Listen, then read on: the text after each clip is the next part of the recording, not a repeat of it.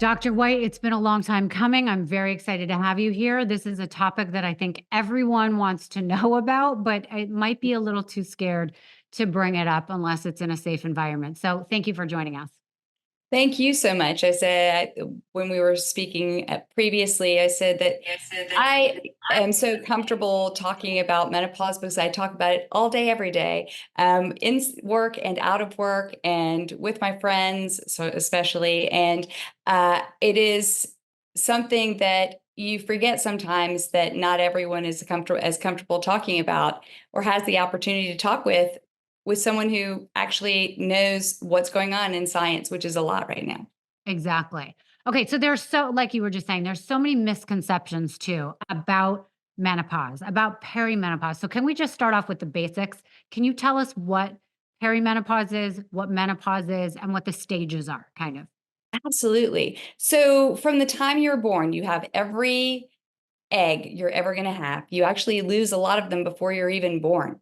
And you have, about a million or so when you're born. And then as you go through your puberty and then you go to into your first periods, by the time you reach 30, you only have about 10% of your eggs left. And each of those eggs has a little area around it that produces estrogen. And that's part of that first part of your cycle when everything is building up.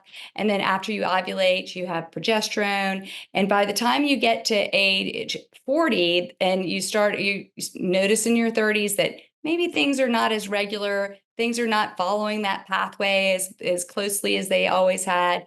You get to that is perimenopause, and it can last from about 5 years to 10 to 12 years for some people. And once you get through those changes, which have wild swings in your hormone levels, you get to where you're really have no eggs left to ovulate. And you so that means that there's none of those cells around the eggs that are producing estrogen. So you don't have estrogen, you don't have progesterone, you start feeling all the effects of that. So the definition of actual menopause is the one day. Menopause is actually just one day, the day a year from the last time you had a period. And everything out before that is premenopausal, and everything after that is postmenopausal. So, but you still have lots of those symptoms, even if you get to that postmenopausal state. Okay. So I think like the basic questions before we even get into the science stuff and all the real stuff, Mhm. I feel like, first of all, is there a certain age or is everybody different? Everybody is different, and there are actually things that are trend more to some people. There are certain populations that tend to be earlier, tend to be later, but in general, the average age for an American woman to be menopausal is 51. So that time of perimenopause can start in your late 30s or start in your late 40s. And then it can go on to some people still have regular cycles at 54, 55, but the average age of menopause is 51. Okay. So if we're thinking that that's the average age, 51, let's back up to say 47, 48, whatever it is. Mm-hmm. What are some symptoms of this premenopause? Is premenopause the same thing as perimenopause? So yeah, so I would say that premenopause can be anything back to your birth, I suppose, Okay. but perimenopause is that zone of chaos that is where your hormones are going up and down and not being controlled well by your ovaries. Okay. So how do you know that it is perimenopause as Hmm. opposed to some other health issue? So like I know for me, I'm 49 Right. and maybe 3 years ago, I started to get, it was just 1 month, but I got terrible hot flashes Yeah. at night. And then after the hot flash would happen for a good amount of time, half an hour or so, I would get a terrible cold sweat and then I'd Hmm. be fine. I thought I Hmm. had COVID. I didn't know. I thought I was dying. There was Yeah. all sorts of things I Oh, yeah. thought. And then I didn't have my period for like 3 months, but then I got my period. That's never happened again. And I've only missed my period like once or twice for like 20 days. So then I was like, oh, maybe I was just sick. So back to my question. How do Yeah. we know if you're sick or if that's part of you're kind of on your way?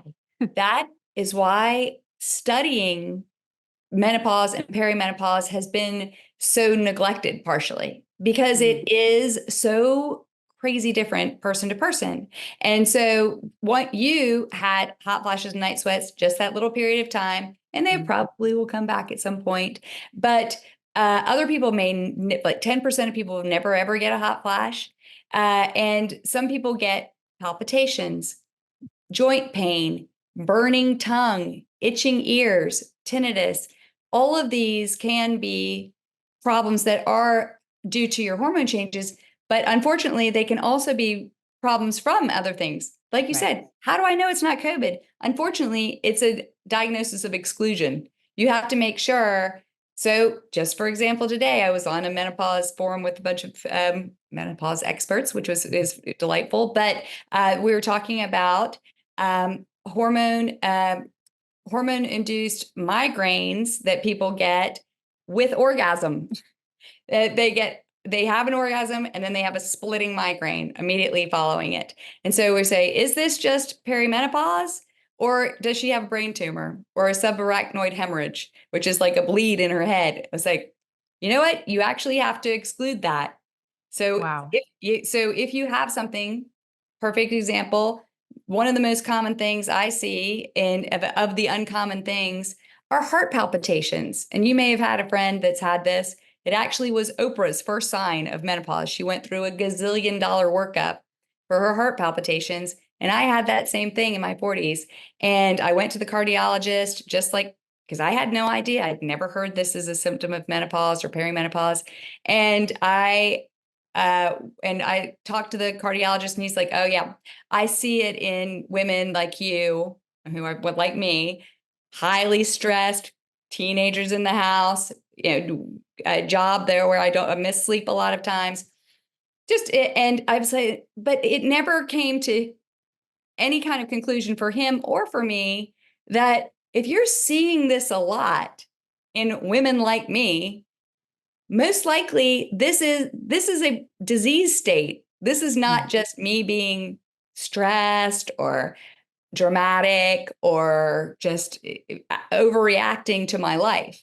This is my sinoatrial node of my heart reacting to a drop in my estrogen levels. Right. And we know that. And so I have to rule out, because I don't want to drop dead on the floor of the operating room, that I had to make sure that my heart was okay. And everyone does have to make sure that there isn't something other underlying problem, but it's exactly the problem that you're saying, that we have to rule out those things, because the only thing that really is almost solely associated with menopause are hot flashes and night sweats, all except maybe for COVID and tuberculosis. Right.